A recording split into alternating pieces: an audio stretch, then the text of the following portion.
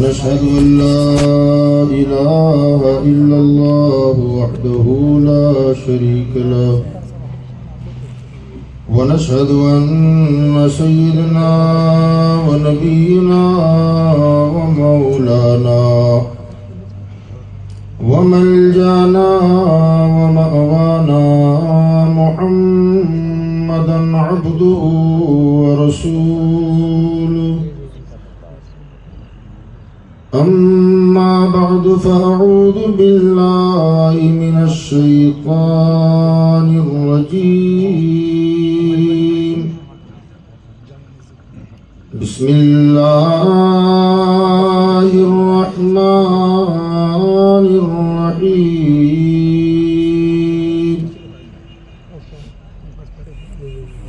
إنا نحن نزلنا الذكر وإنا له لحافظون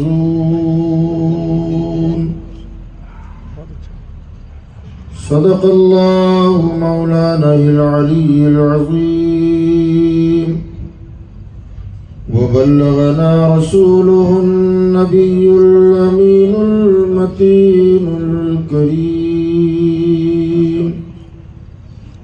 ونحن على ذلك لمن الشاهدين والشاكرين والحمد لله رب العالمين.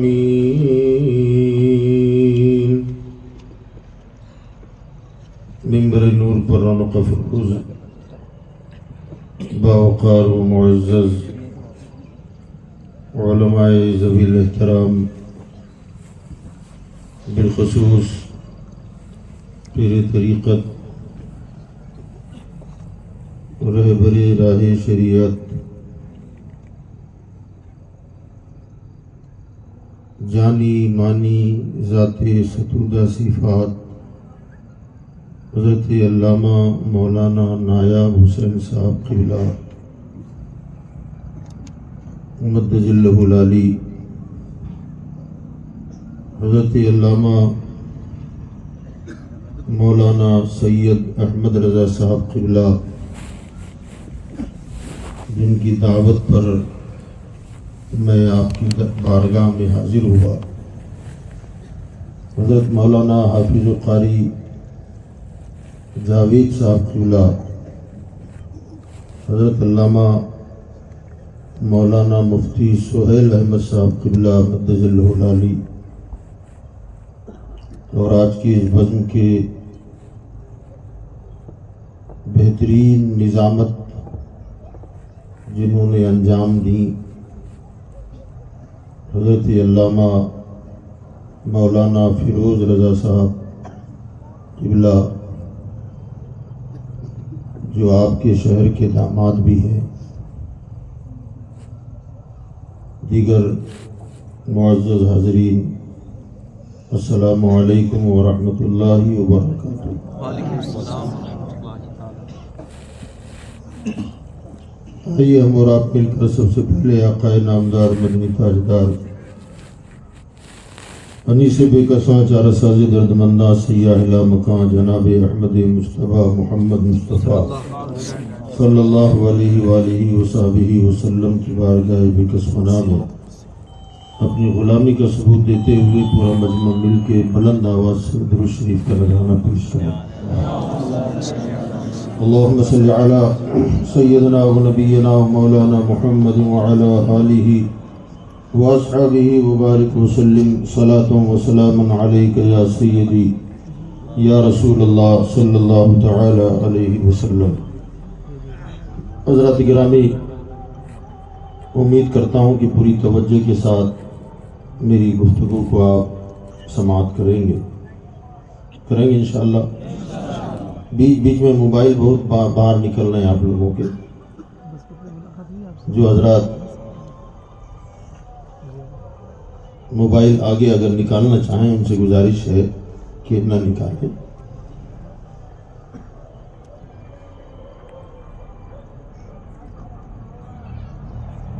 یہ جو طلباء ہمارے آپ کے سامنے موجود ہیں،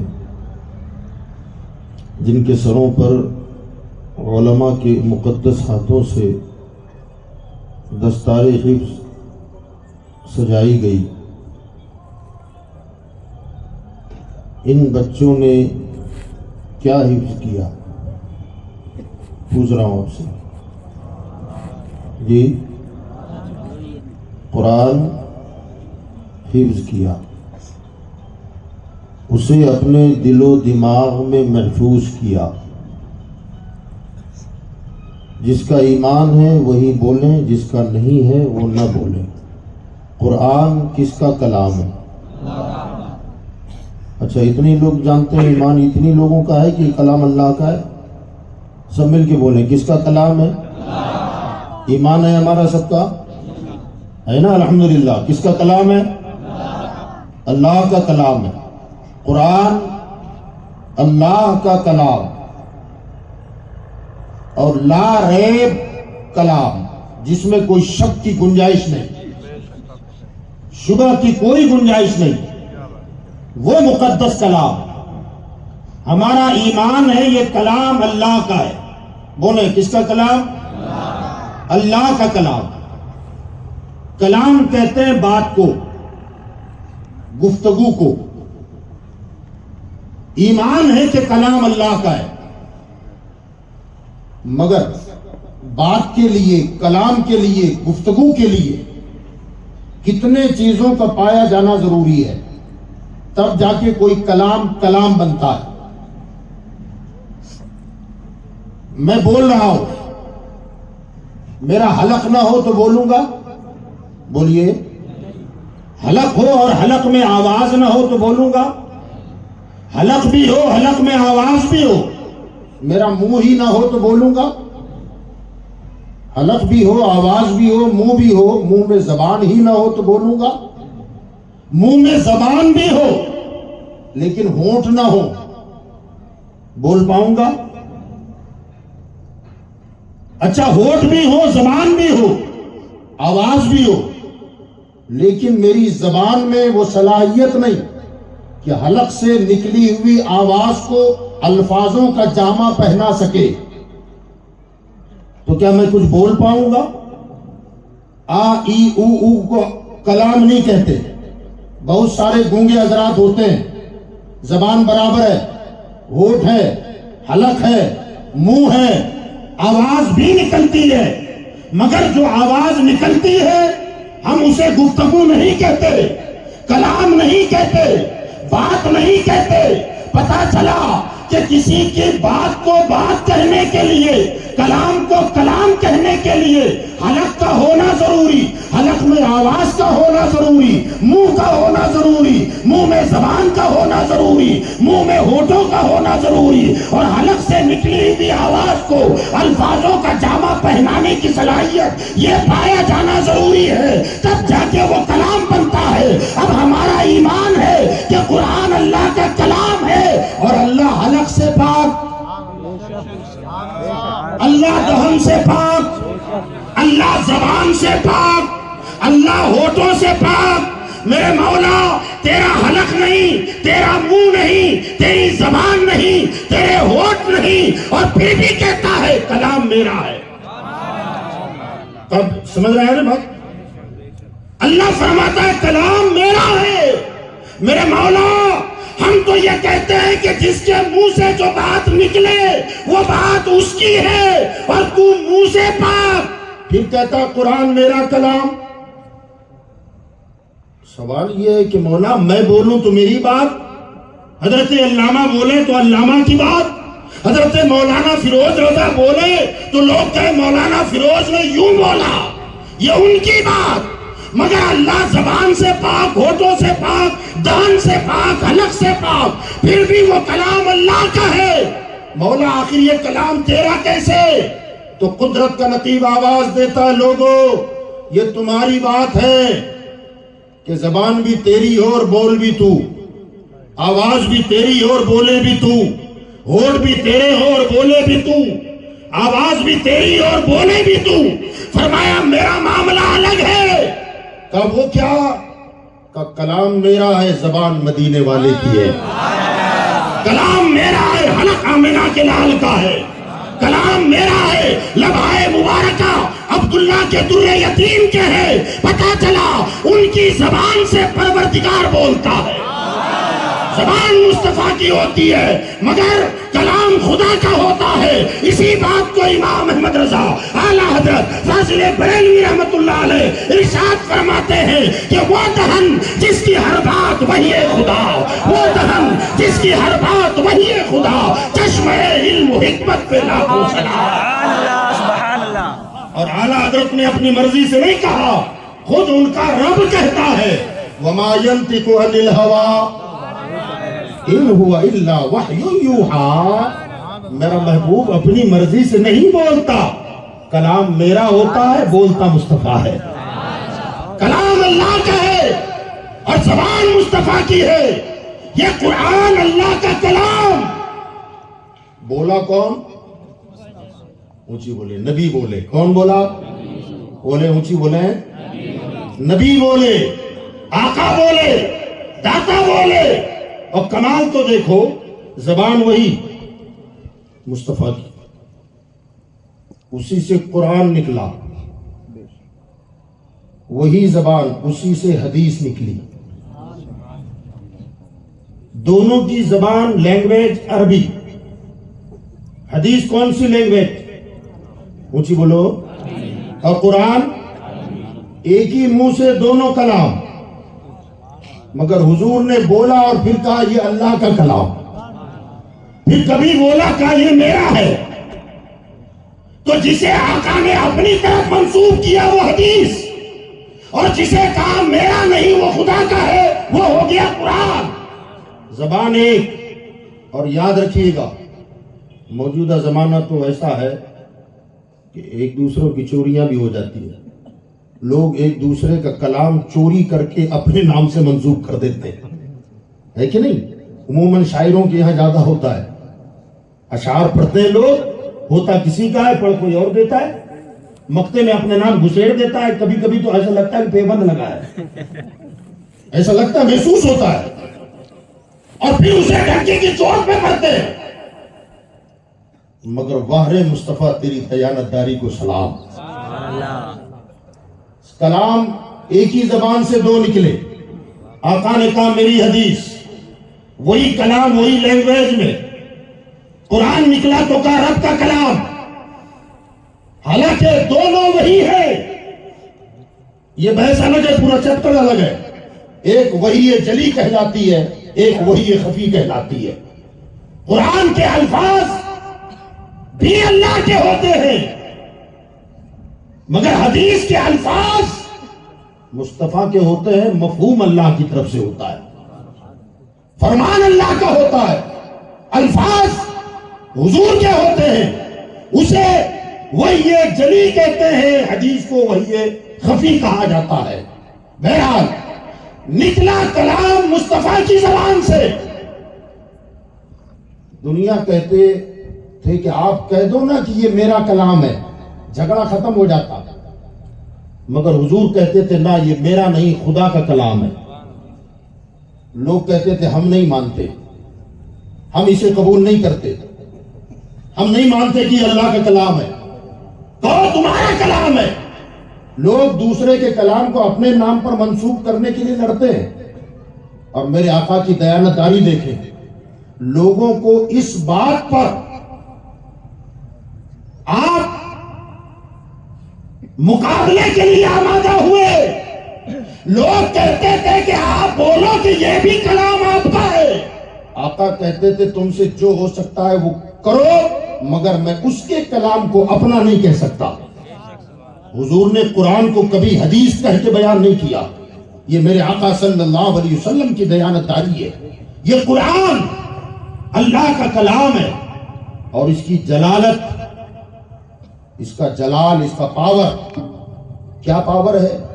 قرآن میں خود اللہ ارشاد فرماتا ہے لو انزلنا هذا القرآن على جبل لرأيته خاشعا متصدعا من خشية اللہ، اگر ہم اس قرآن کو پہاڑوں پر اتار دیتے تو تم دیکھتے کہ یہ پہاڑ خشیت ربانی سے ریزہ ریزہ ہو کر بکھر جاتا۔ قرآن کو اگر پہاڑوں پہ اتارتے تو پہاڑ ریزہ ریزہ ہو کے بکھر جاتا. دوسرے مقام پر ارشاد فرمایا ان عرضنا الامانة على السماوات والارض والجبال فابین ان یحملنها واشفقن منها. اللہ فرماتا ہے ہم نے اپنی امانت کو، قرآن اللہ کی امانت ہے، ہم نے اپنی امانت کو زمینوں پہ پیش کیا. اے زمین تو اٹھا لے. کہ مولا مجھ میں طاقت نہیں ہے کہ میں تیرے کلام کی جلالت کو برداشت کر سکوں. آسمانوں پہ پیش کیا، اے آسمانوں میری امانت کو اٹھاؤ. آسمان لرز گئے. بھائی تعالیٰ ہم میں وہ سکت نہیں کہ تیرے کلام کی جلالت کو ہم برداشت کر سکے. اللہ فرماتا ہے میں نے پہاڑوں پہ پیش کیا، پہاڑ بھی لرز گئے اور انہوں نے جواب دے دیا مولا ہم میں یہ طاقت نہیں ہے کہ ہم کلام کی جلالت کو برداشت کر سکے. آگے اللہ فرماتا ہے وہ حملہ الانسان، مگر اس امانت کو انسانوں نے اٹھا لیا. ذرا اونچی بولے. اللہ فرماتا ہے پہاڑوں پہ قرآن اتارتا، پہاڑ ریزہ ریزہ ہو جاتا. آسمانوں سے کہا تم لے لو، کہ مولا ہم میں طاقت نہیں. زمین سے کہا تم اٹھا لو، مولا ہم میں طاقت نہیں. پہاڑوں نے لرز کر انکار کر دیا، انسان نے اٹھایا. سوال یہ پیدا ہوتا ہے کہ بھائی تعالیٰ ہمالیہ پہاڑ ہو یا ستپورا پہاڑ ہو یا دیگر اور پہاڑ ہو، ہم نے بڑے بڑے پہاڑوں کو دیکھا ہے. یہ پہاڑ یا تو لوہے کے ہیں یا پھر پتھروں کی چٹانوں کے بنے ہیں. مولا تیرا کلام اگر تو پتھروں کی چٹان والے پہاڑوں پہ اتارتا تو یہ پہاڑ ریزہ ریزہ ہو کر بکھر جاتے. میرے مولا وہی کلام دارالعلوم قادریہ تاتاریہ کے یہ 12 15 17 سال کے بچے 30 پارے اپنے سینے میں اٹھا کے گھوم رہے ہیں. مولا جب پہاڑ پھٹ سکتا ہے یہ بچے سلامت کیوں ہے؟ انہیں مر جانا چاہیے تھا، ان کے سینے پھٹ ہو جانے چاہیے تھا، انہیں ہارٹ اٹیک ہو جانا چاہیے تھا. آخر یہ زندہ کیوں ہے؟ مولا کیا تیرا کلام جھوٹا ہے؟ فرمایا نانا میرا کلام سچا ہے. مولا جو دیکھ رہے ہیں وہ الگ ہے اور جو قرآن میں پڑھ رہے ہیں وہ الگ ہے. تو کہتا ہے اگر پہاڑوں پہ اتار دیتا پہاڑ ریزہ ریزہ ہو جاتا. اور تاتاریہ کا بچہ 30 پارے سنبھال کے بیٹھا ہوا ہے، ہمارے اسٹیج پر کئی حفاظ بیٹھے ہیں. مولا پتھر ٹوٹے، یہ گوشت اور ہڈیوں والا انسان نہ پھٹے. سمجھ میں آئی آپ کے؟ سوال ہے کہ آخر کیوں؟ تو یاد رکھو وجہ ہے. کیا وجہ؟ موبائل ہے آپ کے پاس؟ پوچھ رہا ہوں، چھینوں گا نہیں، لینا نہیں ہم کو. ہے موبائل؟ موبائل کی بیٹری جب اتر جائے تو کیا کرتے ہو؟ اونچی بولیں. چارج کرتے ہو. چارج کیسے ہوتی ہے؟ پانی کی ڈول میں رکھنے سے، پتیلے میں ڈالنے سے، چولہے پر رکھنے سے؟ بولیے چارجنگ کیسے ہوتی ہے جی؟ چارجر سے. بولیے، بولو بولو، ڈرو مت، بولیے. بجلی سے، کرنٹ سے، برابر ہے. لیکن اگر کوئی یہ سوچے جب بجلی اور پاور اور کرنٹ ہی سے یہ چارج ہوتا ہے تو 2 تار اس میں گھسیڑ دے اور 2 اس میں گھسیڑ دے، بٹن آن کر دے، چارج ہو جائے گی جی؟ کیا ہوگا؟ پھٹے گا، بھسٹ ہوگا. ہم نے کہا یار یہ بھسٹ کیسے ہوا؟ کہ اوپر جلال زیادہ ہے، پاور زیادہ ہے، حرارت زیادہ ہے، گرمی زیادہ ہے. اس کی جان چھوٹی ہے، اسے برداشت نہ کر سکا، پھٹ گیا، کام کا تھا بے کام ہو گیا. تو کمپنی والوں نے دیکھا کہ یہ چارج تو کرنا ہے الیکٹرک سے، موبائل کی طاقت کم ہے مگر وائرس کے ذریعے سپلائی تو کرنی ہے، پاور زیادہ آئے گا برداشت نہ کر سکے گا. تو انہوں نے چارجر بنایا.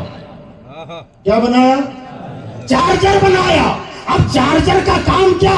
ہائی پاور اور موبائل کے بیچ میں رہتا ہے. اوپر سے جو زیادہ پاور آتا ہے اسے اپنے سینے میں سنبھال لیتا ہے اور جتنا یہ برداشت کر سکتا ہے اتنا سپلائی کر دیتا ہے تاکہ یہ موبائل بہتر طریقے سے چل سکے، الیکٹرک کا فیض لے سکے، یہاں کی باتیں امریکہ پہنچا سکو، امریکہ کی باتیں انگلینڈ پہنچا سکو، انگلینڈ کی باتیں مدینہ کر سکو، مدینہ سے مکہ کر سکو بلا تمثیل۔ اللہ فرماتا ہے اگر براہ راست ڈائریکٹ میں پہاڑوں پہ اتارتا تو پہاڑ ریزہ ریزہ ہوتا۔ اے انسان، میں اپنے قرآن کو تجھے دینا چاہتا تھا، اب میں نے یہ کہا کہ انسانوں کو دینا ہے، مگر کلام کی جلالت کا یہ عالم کہ اگر پہاڑوں پہ اتار دوں تو پہاڑ بھی ریزہ ریزہ ہو جائے، اور یہ دینا انسانوں کو ہے۔ اب کیسے دیا جائے، یہ سنبھالیں گے کیسے؟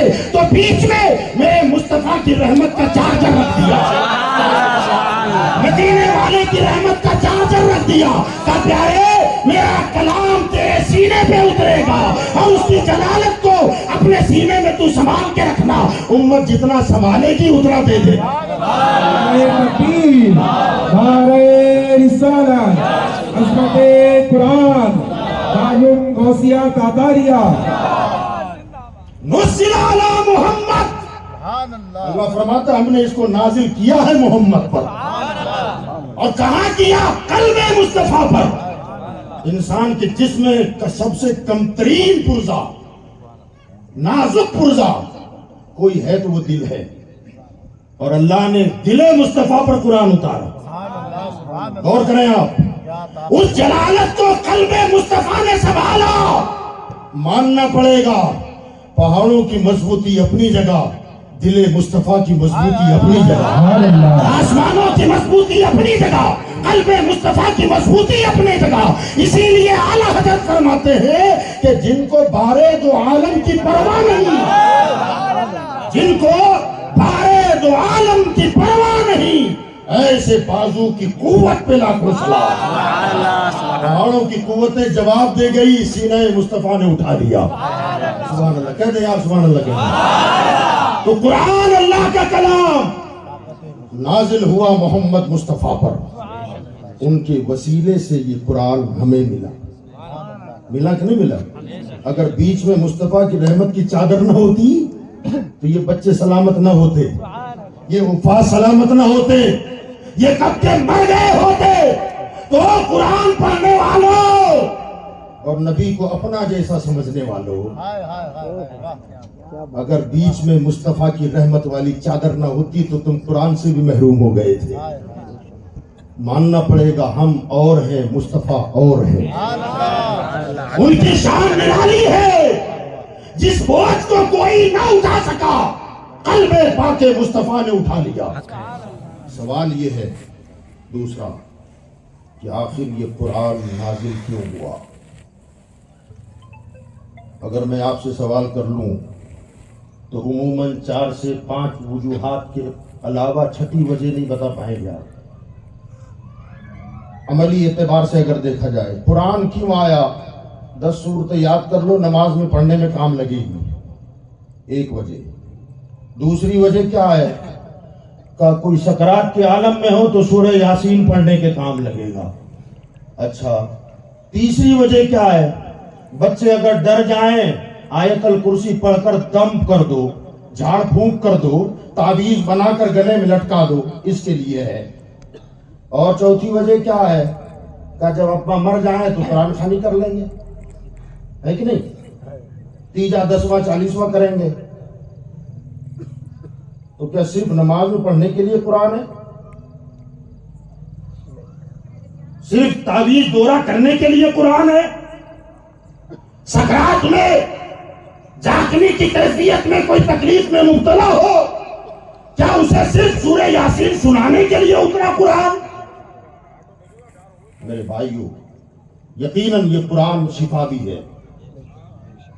بولے ہے ایمان تو بولے سبحان اللہ۔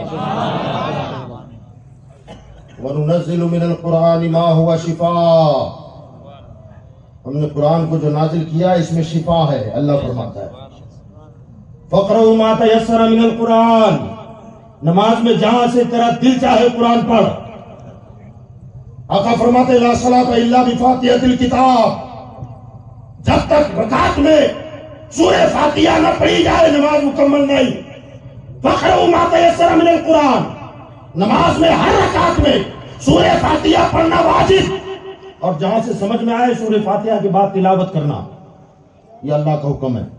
تو مطلق تلاوت فرض ہے، سورہ فاتحہ واجب ہے۔ تو قرآن نماز میں پڑھا جاتا ہے، کوئی مرنے لگے روح نہ نکلے تو سورہ یاسین پڑھا جاتا ہے۔ قرآن میں شفا ہے، مگر کیا صرف قرآن اسی کے لیے اترا؟ جی اس کے کوئی اور بھی تو وجہ ہوگی نا، کوئی ریزن تو ہوگا، آخر وہ ریزن کیا؟ پھر میں آپ کی موبائل پر آتا ہوں، مشینوں سے گھرے ہوئے ہم، چاروں طرف آدمی مشینوں کا محتاج ہو گیا ہے، چھوٹی بڑی مشینیں، سستی مہنگی مشینیں آتی ہیں، کوئی مشین لینے جائے آپ، موبائل بھی ایک طرح کی مشین ہے، میں جس میں بول رہا ہوں یہ بھی مشین ہے کہ نہیں؟ آپ مائک لینے جائیں، موبائل لینے جائیں، جب خریدنے کے لیے جائیں گے تو اٹھا کر ڈائریکٹ وہ موبائل آپ کے ہاتھ میں تھما کر پیسہ نہیں لیتا، سودا کرنے کے بعد آپ کا جب بل بنتا ہے تو اسے باکس میں رکھ کر دے گا، برابر؟ ہاں یا نہ بولیے؟ چارجر دے گا، ایئر فون دے گا، یہ ساری چیزوں کے ساتھ ساتھ ایک چیز اور دیتا ہے، اس میں ہوتی ہے چھوٹی سی کتاب۔ نیا موبائل خریدا ہے آپ نے کسی نے؟ بولو۔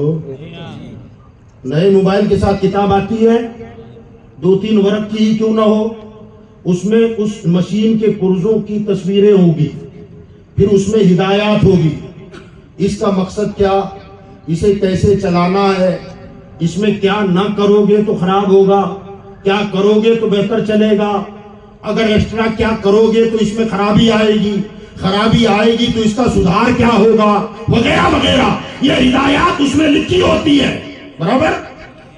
اب 10-20 ہزار 25 ہزار کی کوئی مشین ہو تو کمپنی والا کتاب دے کر روانہ کرتا ہے، لیکن کوئی بندہ اگر فیکٹری ڈالنا چاہتا ہے اور اس فیکٹری کی مشین کروڑوں میں آئے قیمت، آپ نے کمپنی سے رابطہ کیا کہ مجھے وہ مشین درکار ہے، تو وہ مشین کی قیمت کروڑوں میں ہو تو اب کیا ہوگا؟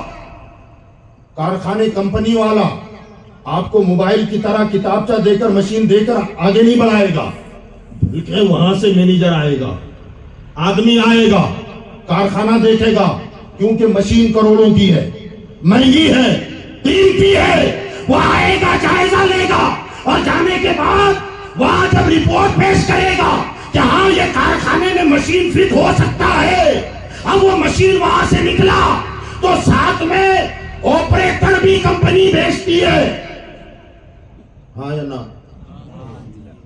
آخر موبائل کی طرح کتابچہ دے کے روانہ کیوں نہیں کیا؟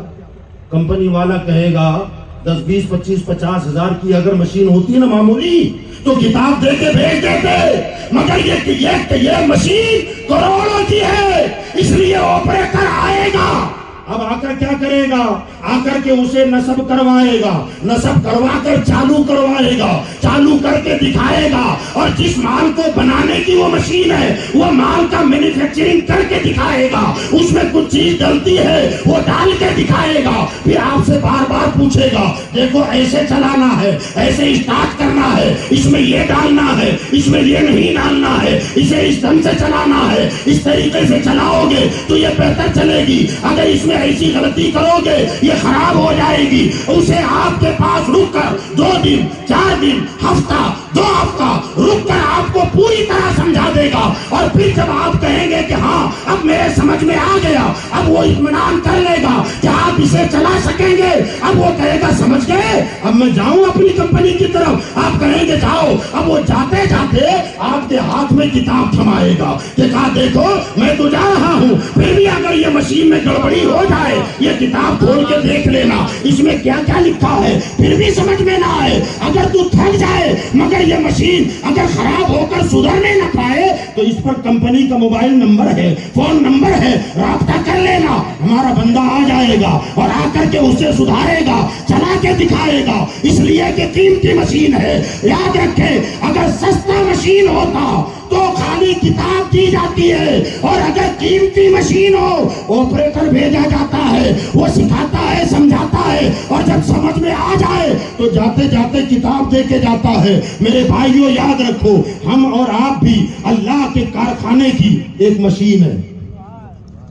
ذہن حاضر ہے؟ مشین ہے کہ نہیں ہے؟ کتنے کل پرزے لگے ہیں، چھوٹے چھوٹے پرزے اس کے اندر لگے ہوئے ہیں، اور اللہ کی نگاہ قدرت میں یہ مشین اگر سستی ہوتی، معمولی ہوتی، تو 2-4 ورق کی کتاب دے کے بھیج دیتا، مگر اس خالق کائنات نے دیکھا کہ میری قدرت کا شاہکار یہ معمولی مشین نہیں ہے، یہ بڑا قیمتی مشینری ہے، اس لیے اے انسان اس مشین کو چلانے کے لیے 2-4 ورق کی کتاب نہیں بلکہ چلانا سکھانے کے لیے محمد مصطفیٰ کو بھیجتا ہوں، نبیوں کو بھیجا، ہمارے آقا آئے، اور آ کر کے انہوں نے یہاں رہ کر 63 سال، کروڑوں کی مشین ہو تو ہفتہ بھر رک کے جاتا ہے آپریٹر، مگر نگاہ قدرت میں انسانی مشین اتنا قیمتی مشین ہے کہ اپنے نبی کو بھیجا تو 63 سال، اور 63 سال تک اس مشین کو وہ چلا کے دکھاتے رہے، چلا کے دکھاتے رہے، اور جب آخری دور آیا صحابہ سے پوچھا سمجھ گئے کیسے چلانا ہے؟ صحابہ نے کہا ہاں، کہا ہم سمجھ گئے، کہا جاتے جاتے یہ قرآن دے کے جا رہا ہوں، جہاں مشین گڑبڑ کرے کھول کے دیکھ لینا، مشین میں رکاوٹ آنے لگے کھول کے دیکھ لینا، گڑبڑی ہونے لگے کھول کے دیکھ لینا، اور بے سہارا نہیں بھیج رہا ہوں۔ یاد رکھو اگر تم اس میں دیکھ کر کچھ سمجھ نہ پاؤ اور مشین کو صحیح چلا نہ پاؤ تو پھر اس مشین کے انجینئر بھی ہم بھیجیں گے، وہ میکانک یہ علماء ہے، وہ میکانک یہ علماء ہے، اس کے انجینئر یہ شیوخ نظام ہے، کہ یہ لوگ تیری مشین میں اگر گڑبڑی ہو تو قرآن دیکھ کر خود حل کر لینا، اگر یہ حل نہ ہو سکے ان کو بلا لینا۔ مجھے صورت سے بلایا، گاڑی خراب ہو آپ کی اور کہو کہ یار مجھ سے نہیں بن رہی ہے، میکانک صاحب کو فون کرو، میکانک صاحب آئیں گے تو آپ کی گاڑی کے پپیاں لے کے درست کر دیں گے نا، ہے کہ نہیں؟ ہاں بولو، وہ سے لیں گے اور گاڑی چلے گی نا، اوزار نکالتا ہے، تھڑا تھڑا کھولتا ہے، اور جو صبح اٹھ کر منہ بعد میں دھوتا ہے گاڑی کو پوچھا پہلے مارتا ہے، جب وہ ہتھوڑے لگاتا ہے نا تو اس کے دل میں دھک دھک کرتا ہے، یار کیا کر رہا ہے، یار کیا کر رہا ہے، ہوا ہو گیا، کرنا یار ابھی نہیں ہوا، پھر پیچیاں نکالتا ہے، نٹ بورڈ کھولتا ہے، پتہ نہیں کیا کیا کرتا ہے، آلی پیڑی کالی چھڑا مشینری کھول کے رکھتا ہے، پتہ کیا چلا جب اصلاح کرنے والا آتا ہے تو وہ بوسے نہیں لیتا بلکہ وہ کچھ نہ کچھ تیکھا لگاتا ہے، اگر تم اسے برداشت کر لو گاڑی پھر دوڑے گی، اور اگر تم کو یہ نہ بولو یہ نہ بولو، علماء کو کیا کام ہے، پیسہ میرا ہے، شادی میرے بیٹے کی ہے، دولت میری ہے، ڈی جے میں نے لگایا ہے، میری بیٹی کی شادی ہے، ڈانس میں نے کروایا ہے، ان کے پیٹ میں درد کیوں ہوتا ہے؟ تو میرے دوستو ان کی ڈیوٹی آپ نے نہیں لگائی، محمد مصطفیٰ نے لگایا۔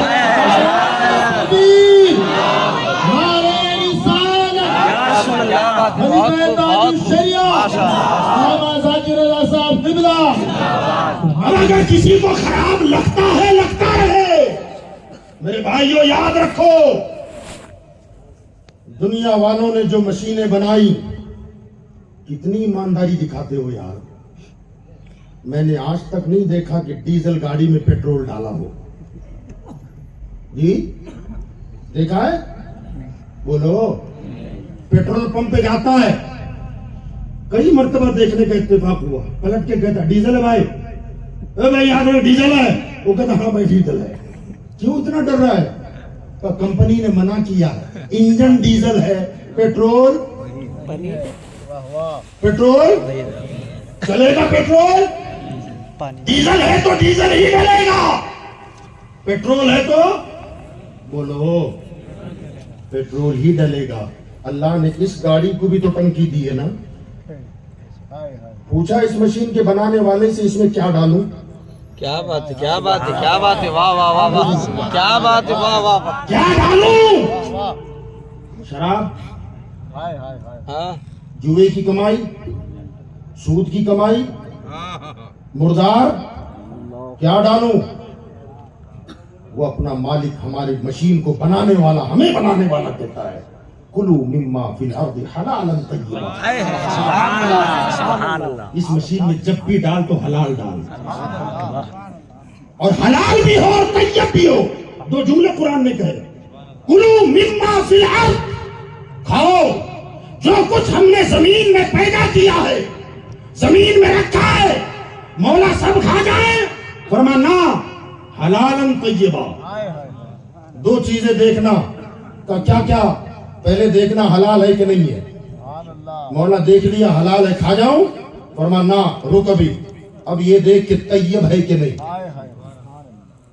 خالی حلال دیکھ کر کھا جاؤ اس کی اجازت نہیں ہے، کہ طیب اور پاکیزہ ہے کہ نہیں ہے وہ دیکھ۔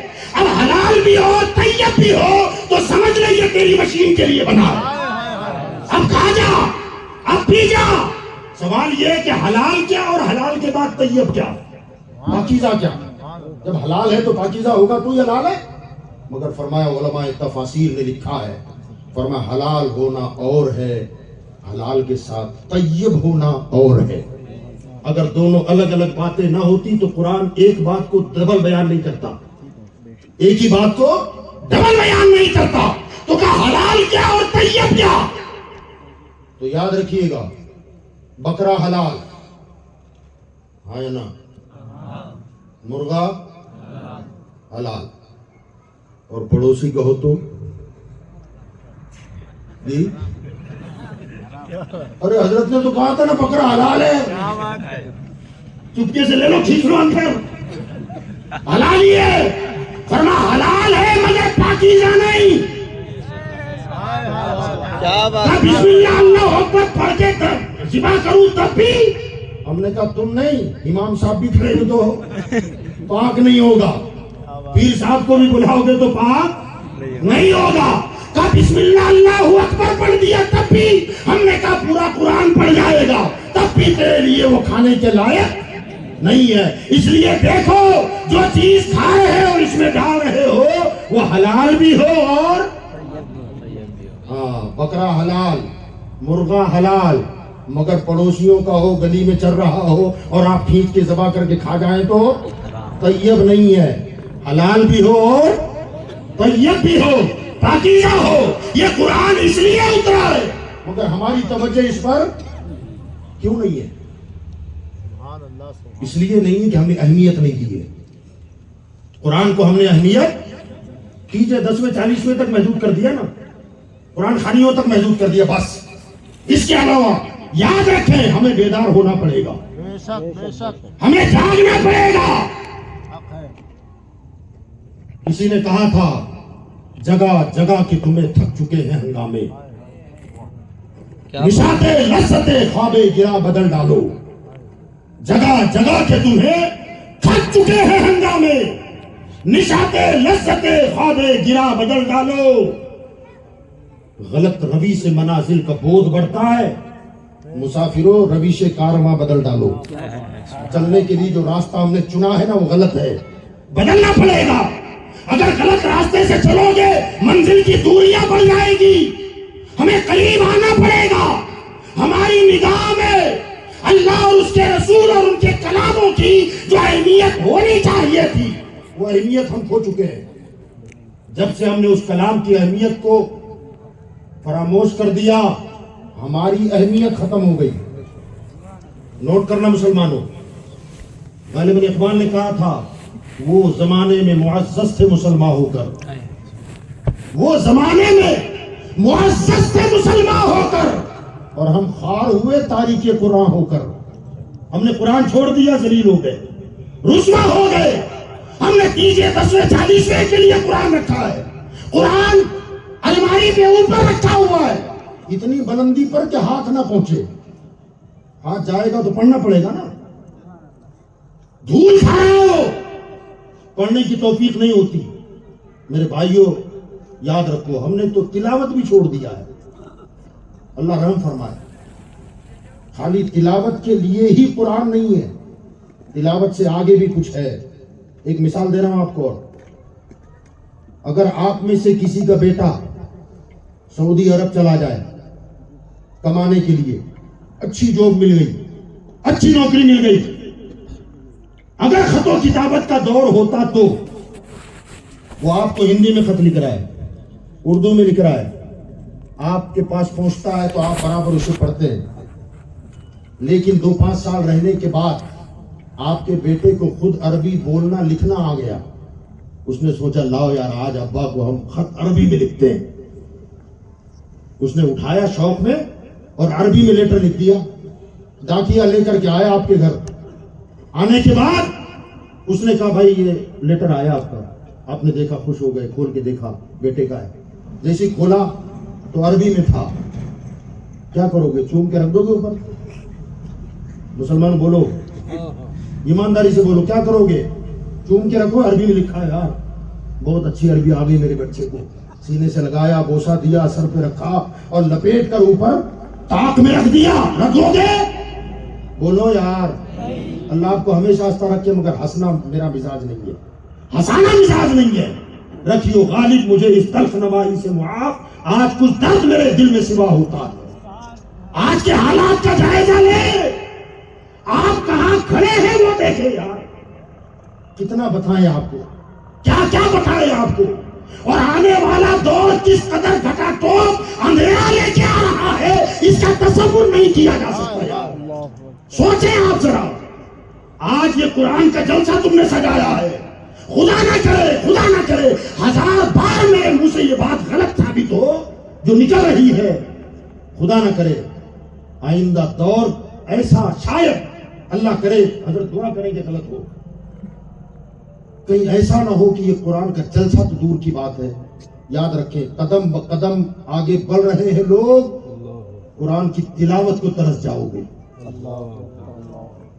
یقین جانے آپ، جو کچھ میں دیکھ رہا ہوں اللہ آپ کو دکھائے. آپ کیا سمجھ رہے ہیں آپ؟ دارالعلوم غوثیہ تاتاریہ آپ کو معلوم ہے ابھی 15 دن 20 دن پہلے، 20 دن پہلے کی بات ہے، 15-20 دن پہلے تقریباً 16 دن تک لکھنؤ کی کورٹ میں بحث چلی ہے. وکیلوں نے ججوں کے سامنے گفتگو کی. کیا گفتگو کی؟ کہ رجسٹریشن نمبر جو اداروں کو دیا جاتا ہے، گویا ایک طرح سے گورنمنٹ کی طرف سے پرمیشن ہے کہ تم ادارہ چلا سکتے ہو. برابر ہے؟ یہی ہے نا. انہوں نے ڈائریکٹ مدرسے بند کرنے کی بات نہیں کی. وہ کہتے ہیں ہندوستان میں رجسٹریشن نمبر دینے کا جو قانون ہے نا یہ رانگ ہے. 16 دن بحث ہوئی ہے اور 2-2 گھنٹے ہوئی ہے. ہم کو ہوش ہی نہیں ہے. اور کمال کی بات یہ ہے کہ ان کے مقابلے میں بات کرنے والا ہمارا کوئی نمائندہ نہیں ہے. اس پر بحث ہو رہی ہے اور ان کی گفتگو تقریباً 5 ججوں کی بینچ نے سر ہلائے ہیں. بات برابر ہے. آپ کہیں یار یہ کیسی بات کر دی آپ نے؟ یہ بالکل فیکٹ بات کر رہا ہوں میں، سچائی ہے. آج نہیں تو کل اگر اس قانون کو غیر قانونی مانا گیا، رانگ مانا گیا، تو رجسٹریشن نمبر رد ہو جائیں گے. اور جس دن رجسٹریشن نمبر رد ہوا اس دن اداروں میں تالا لگے گا. قرآن پڑھنا ترس جاؤ گے، پڑھ نہیں پاؤ گے. کیوں رانگ بتا رہے ہیں معلوم ہے؟ دیکھیں آپ کیسے قانون میں کھینچ کے بٹھانا چاہتے ہیں. وجہ کیا؟ وہ کہتے ہیں ایجوکیشن ہر بچے کا بنیادی حق ہے. غلط بول رہا ہوں صحیح بول رہا ہوں؟ بولو یار، صحیح بات ہے نا. ایجوکیشن ہر بچے کا حق ہے. اب دنیا جسے ایجوکیشن کہتی ہے کیا وہ مدرسے میں ہے؟ سمجھ رہے ہیں آپ؟ انگلش، سائنس، جغرافیہ، علم ریاضی، فلسفہ، میڈیکل سائنس، یہ ہے ایجوکیشن. تاتاریہ میں کیا ہو رہا ہے؟ کہ قرآن پڑھاتے ہیں، عالم بناتے ہیں، حافظ بناتے ہیں. کہ یہ ایجوکیشن نہیں ہے، یہ بچوں کی زندگیوں کے ساتھ کھلواڑ ہے. یہ بچوں کو ایجوکیشن سے محروم کر رہے ہیں. لہذا اس قانون کو رد کرو اور مدرسے بند کر دو. آپ چاہتے ہیں کہ ایسا ہو؟ بولو کون کون نہیں چاہتا؟ کون کون نہیں چاہتا کہ ایسا ہو؟ ہاتھ اٹھاؤ یار. نہیں چاہتے تو لوگ اپنا کام کر رہے ہیں, ہمیں اپنا کرنا ہے. کرو گے انشاءاللہ؟ وہ جتنی طاقت سے اسے دبانا چاہتے ہیں, ہمیں مقابلے میں اترنا نہیں ہے, ٹکرانا نہیں ہے, لڑنا نہیں ہے. بس یہ سوچو کہ ان کی نظر قرآن پر ہے کہ کسی طرح قرآن کو بین کر دیا جائے, تو اپنی تیاری رکھو کہ ہمارے ہر گھر میں حافظ قرآن بنایا جائے. تو پابندی کہاں لگائے گا؟ پیج پر, کاغذ پر لگا. وہ اور کتاب ہوگی جو کاغذ اور قلم کی محتاج ہے, یہ قرآن ہے بچے بچے کے سینے میں چلا جاتا ہے. تیاری کرو. اور ضروری نہیں ہے کہ بچے ہی حافظ بنے, جوان بھی حافظ بن سکتا ہے, جوان بھی حافظ قرآن بن سکتا ہے, بوڑھا بھی حافظ قرآن بن سکتا ہے. یاد رکھیں, ہوا کا کام چلنا ہے, دیے کا کام جلنا ہے. ہوا کا کام چلنا ہے, دیے کا کام جلنا ہے. وہ اپنا کام کرتی ہے, میں اپنا کام کرتا ہوں. بس ہمیں اپنا کام کرنا ہے. کرو گے انشاءاللہ؟ انشاءاللہ. میں بتا یہ رہا تھا کہ اگر ہمارا بیٹا عربی میں لیٹر لکھے, بھول گئے تھے آپ نا؟ میں نہیں بھولا, مجھے یاد ہے, مجھے کہاں پہنچنا ہے مجھے معلوم ہے. عربی میں خط لکھا تو ابا نے امی کو دکھایا, دیکھ قرآن کی آیتیں لکھ کے بھیجا میرے لال نے, دیکھ حدیثیں لکھ کے بھیجا, چوم بوسا لے اور اس کو جزدان میں لپیٹ کر اوپر رکھ دے. کرو گے ایسا؟ نہ.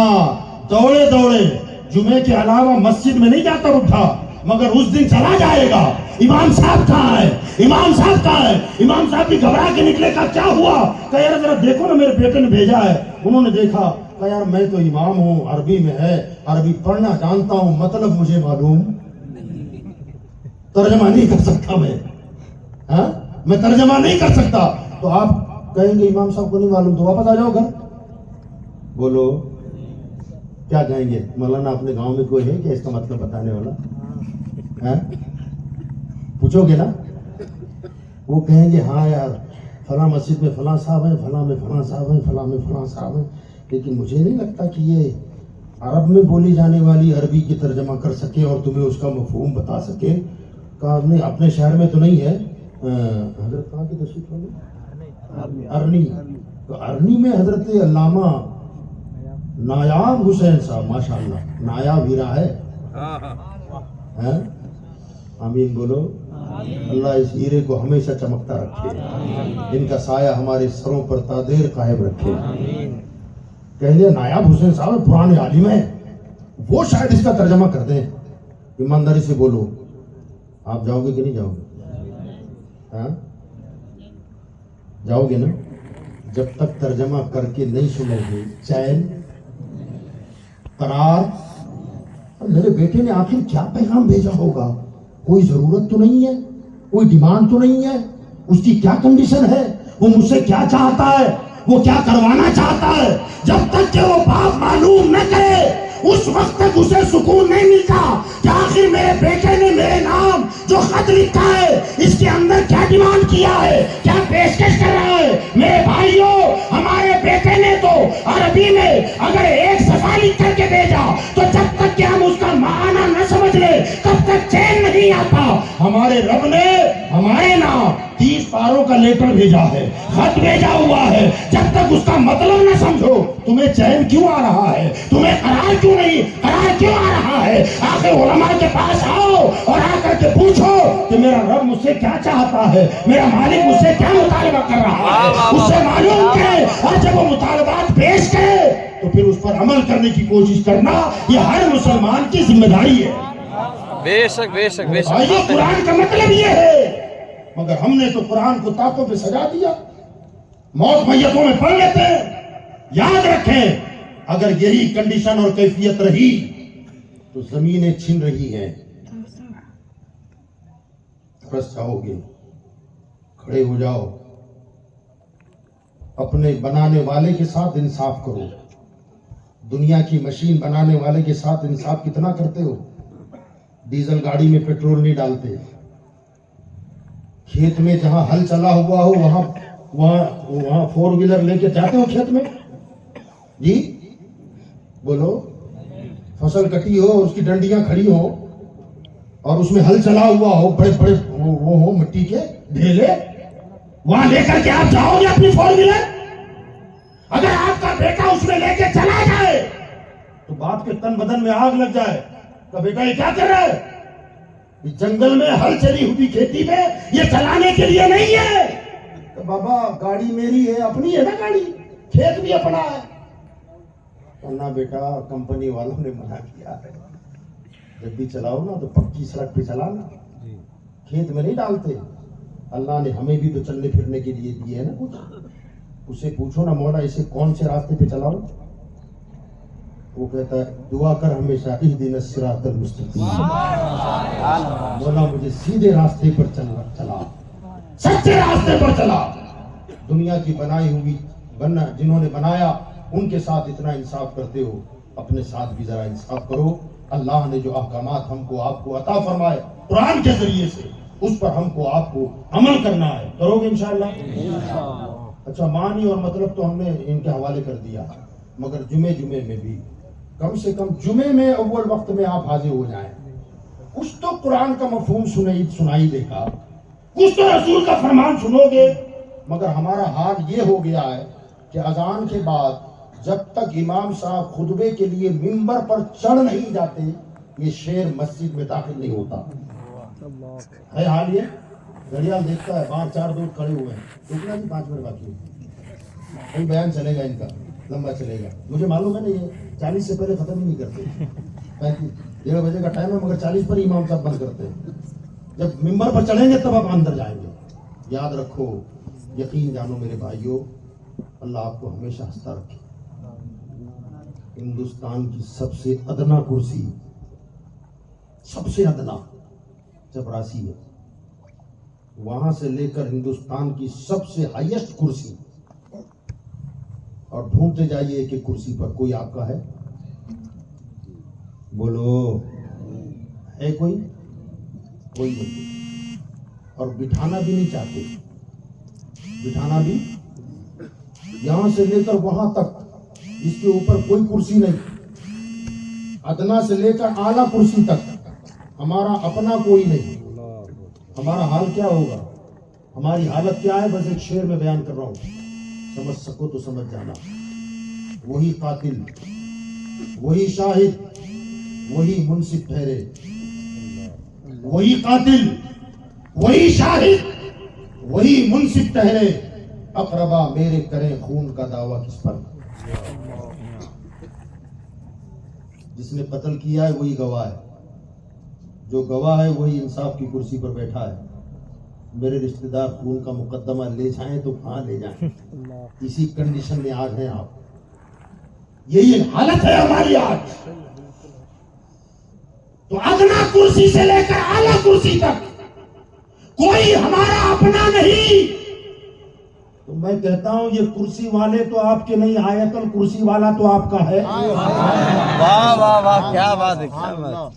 کم از کم اس کے پاس تو آؤ، اس کے گھر پہ تو آؤ اور وہاں جھکنا شروع کر دو. اس کا وعدہ ہے جو میرے دربار میں جھکے گا پھر اسے کہیں جھکنے نہیں دوں گا.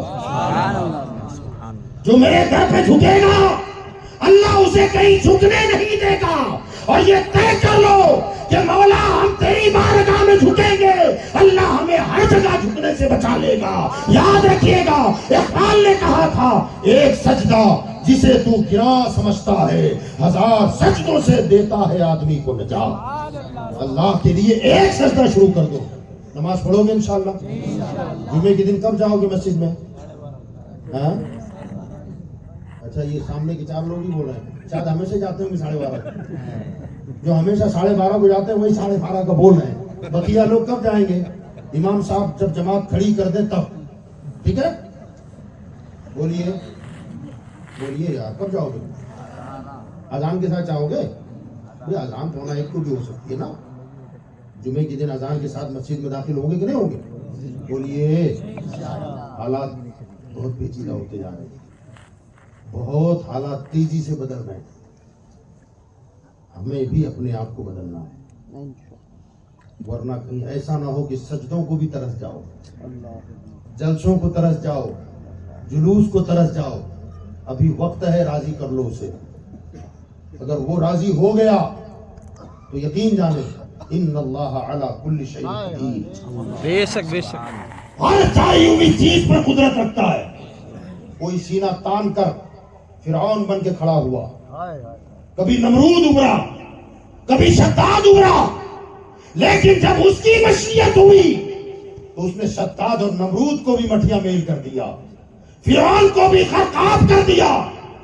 تو یاد رکھے, مگر شرط یہ ہے کہ اسے راضی کیا جائے, اور اگر وہ راضی نہ ہوا تو ہمارے وما اصابکم من مصیبت فبما کسبت ایدیکم, قرآن خود کہتا ہے.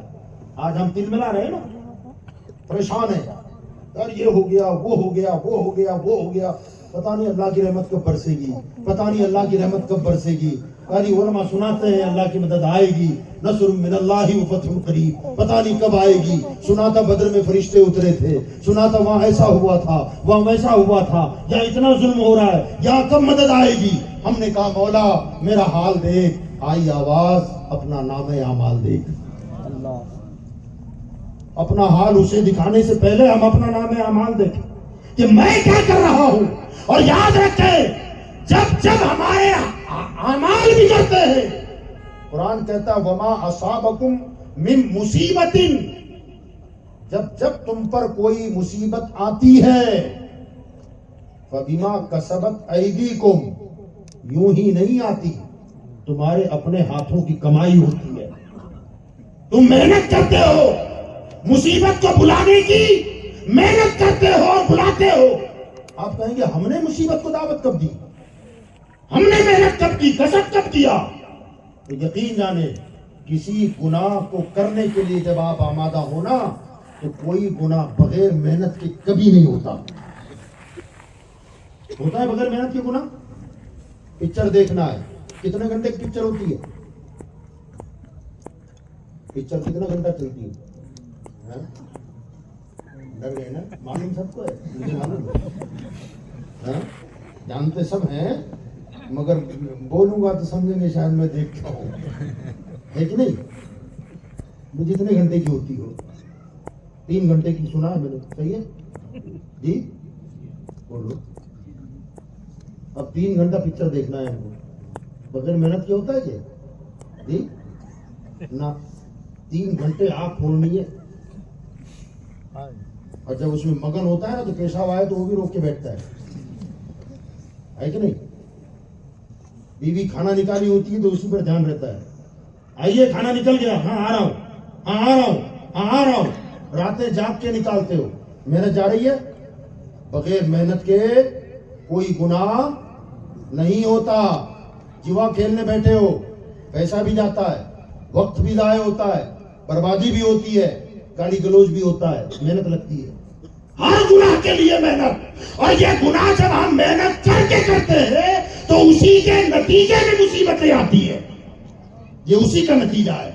تو میرے بھائیوں, قرآن کو سینے سے لگاؤ, قرآن پر عمل کرو, قرآن کی تلاوت کرو, اور اتنا پڑھو قرآن کو کہ جس کا کلام ہے وہ خود راضی ہو جائے. واہ واہ واہ, کیا بات. وہ خود راضی ہو جائے. یہ قرآن کیا ہے, اور یاد رکھیے گا یہ ہمیں آپ کو جو اللہ نے کتاب دی ہے نا, یہ کتاب کیا ہے؟ سبحان اللہ, کہہ دیں آپ سبحان اللہ. علامہ اپنا فیروز رضا صاحب بول رہے تھے کہ ان بچوں نے, اللہ تعالیٰ ان کے علم و اقبال میں برکتیں عطا فرمائے, اچھی نظامت کر رہے تھے.